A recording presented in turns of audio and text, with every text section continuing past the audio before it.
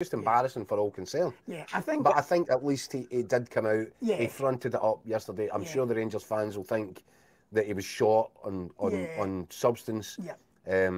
But in his situation, imagine he comes out and says, "Do you know what, guys? I promise you, we'll be back in. Our last game at Hampden will be the last week of September, and that's us. We'll be back." And then that deadline comes and goes, and Rangers are still playing in Hampden. The pandemonium. He can't lie to his own supporters. Yeah. But as I said last night, I'm convinced now, looking at this, that I'd originally written the story that there was fears growing that it could run into October.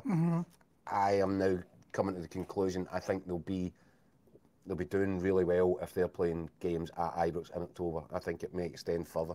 Yeah, and James Bisgrove, of course, who was, and that was the other thing, chief executive. I think people would have been hoping maybe a name or too soon to suggest that he could have.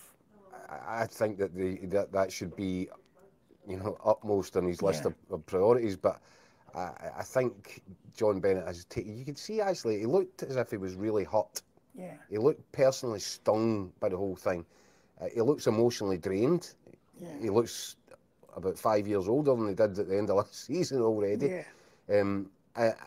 But I do believe that he's gone out of his way because he feels that the ball has been dropped on his watch, whether it's Bisgrove told him the truth or not. It's not. This has happened in his watch, and I think he feels a personal responsibility to fix it.